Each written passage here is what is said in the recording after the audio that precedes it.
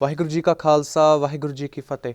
So today we'll actually be talking about Sher Punjab, Maharaja Ranjit Singh. So for those of you who don't know, Maharaja Ranjit Singh was actually one of the first Sikhs to actually create a Sikh empire. So before we obviously talked about Baba Banda Singh Bahadur last week and how they established the first Khalsa Raj.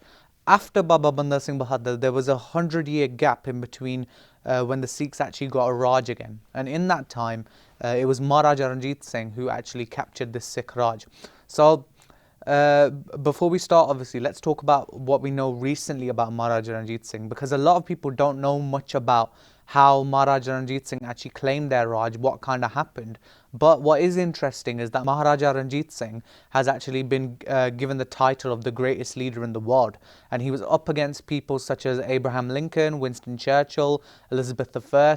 So, you know, great generals, great people, great leaders. And even then, it was Maharaja Ranjit Singh who claimed first place.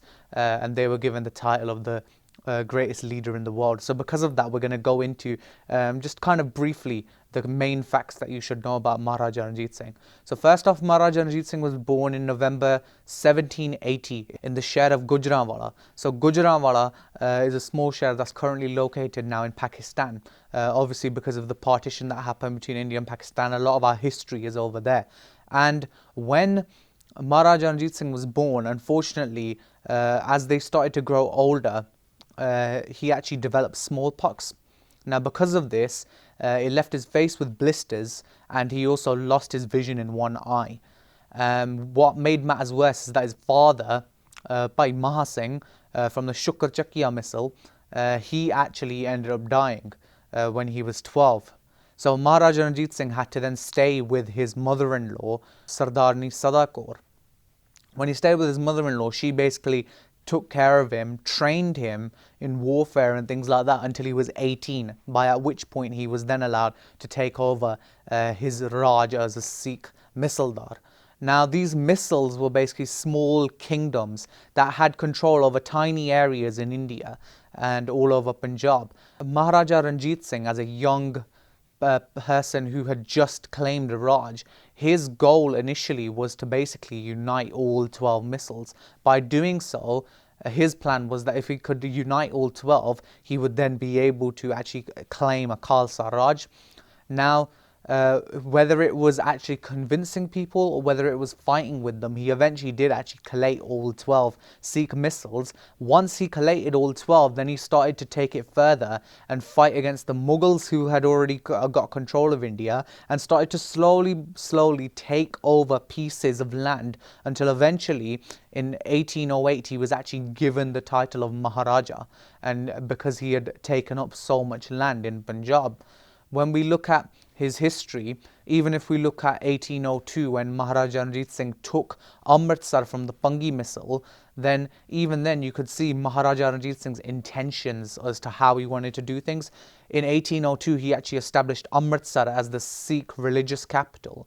So by doing that, he obviously made sure that Amritsar was a wealthy place that people always had access to. There were places to stay, and as well as that, he also put obviously gold plating on the Darbar Sahib complex. So now whenever you go to Darbar Sahib, there's an inscription that you can actually see at Darbar Sahib that was written by Maharaja Ranjit Singh, and it basically says that I'm the humble servant of Guru Ram Das Ji's Ghar, and therefore I have done this seva.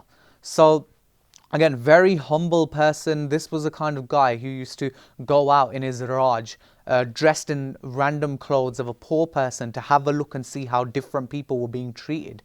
And his Raj was such a Raj, his kingdom was like this, in the sense that his kingdom, no one actually, committed any crimes. No one actually hated each other. There was no hate between people. There was no injuries. There was no crime. There was no robberies. There was no issues with healthcare. There was no issues with education. In fact, on the topic of education, G.W. Letner, who was a scholar who went from Britain to Punjab, he actually saw the way in which Punjab's education system worked at the time of the rule of Maharaja Ranjit Singh, and saying that, he actually saw it, and he said that the European education system could learn a lot from Punjab's education system, and that Punjab's education system was one of the best. So far so that Punjab's education system, because of Punjab's education system, every house would have a scholar. So basically any person from any house would be smart enough to be considered a scholar in Britain. So that was the kind of education system that Maharaja Ranjit Singh had.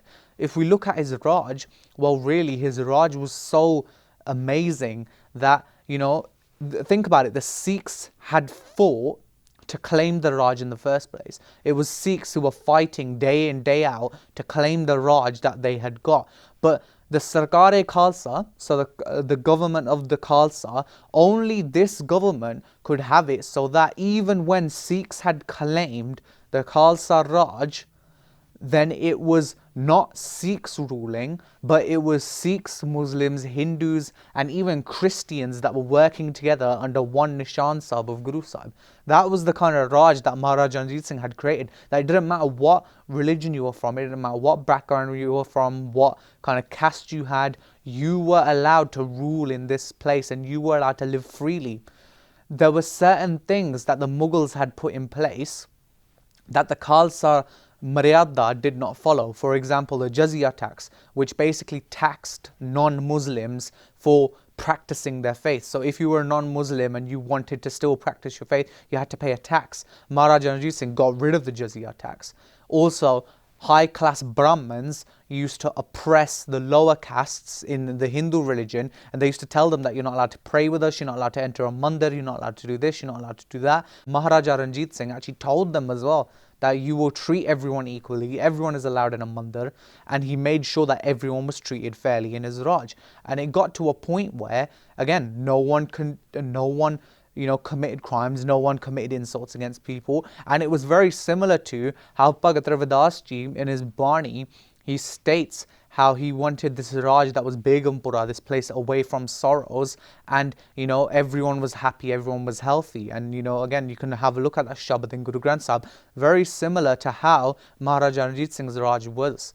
If we look at the expansion of the Raj, how far the Raj went, well, we can obviously take in the full original Punjab, so that's Himachal and Haryana, plus obviously Western Punjab, and also the side from Pakistan as well. So all that Punjab plus the rest of Pakistan that's left, as well as Afghanistan, parts of Tibet, Kabul and Kandahar even. And now if we look at Kabul and Kandahar, these are places, especially the Khyber Pass, these are places that are considered uncharted territory. Even now, America, that is over there in Afghanistan, that is trying to take over the Khyber Pass at the moment, they still cannot navigate that passageway even with all the technology they have nowadays. And America is very big, it's considered a superpower at the moment, but it could not navigate Khyber Pass. However, General Hari Singh Nalua, who was one of Maharaja Ranjit Singh's best generals,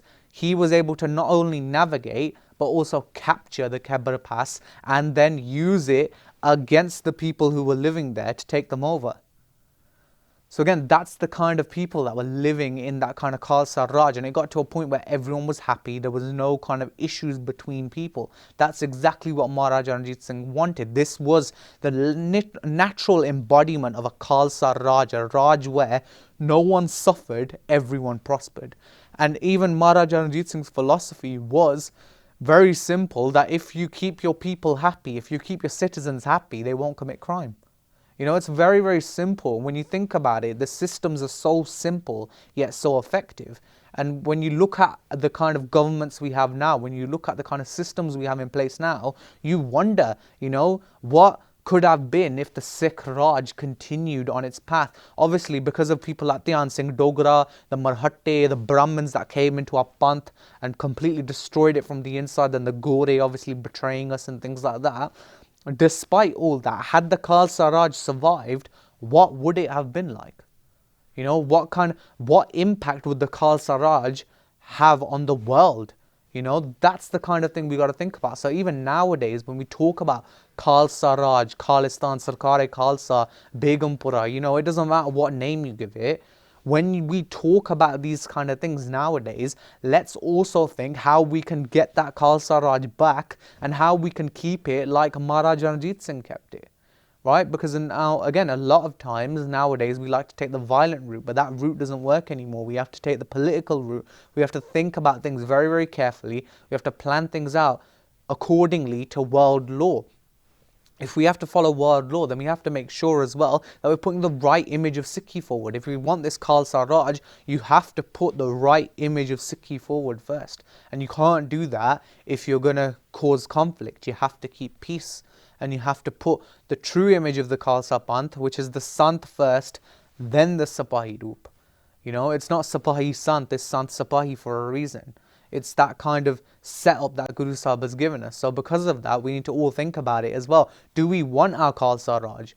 Do we want to fulfill what Guru Maharaj said, what Guru Gobind Singh Ji Maharaj said when they gave us the hukum that we should remain azad, satantar vicharna, that we should remain separate and that we should, you know, remain azad? Are we going to stay with that hukum? And if we are we going to put the right image of Sikhi forward, or are we going to tarnish the image of the Guru Panth and the Guru Khalsa? So we have to think about all these things. Again, this was just a kind of short video just to explain the kind of Raj, the kind of system that was in Maharaja Ranjit Singh's Raj. So again, I hope you've all enjoyed. Pulla Chukka Dikhema, please forgive me for any mistakes I've made. And also remember on this day, the kind of Raj that we had. Don't just get caught up in the past though, because let's think about how we can get it back in the future. Let's think about how we can get it back. And if we're going to get it back, how we can maintain it, how we can make sure that we don't get Gadars in our Panth again, right? Because we have Gadars in our Panth at the moment. Let's make sure that we don't get traitors in our Panth anymore. So again, Pulla Chukka di Khema, akhir de vich fateh di sanj paiye ji. Waheguru ji ka Khalsa, Waheguru ji ki fateh. Akaal Channel ਨੂੰ subscribe ਕਰੋ ਨਵੀਂ videos ਦੀ notification ਦੇ ਲਈ bell icon ਨੂੰ click ਕਰਨਾ ਨਾ ਭੁੱਲਣਾ।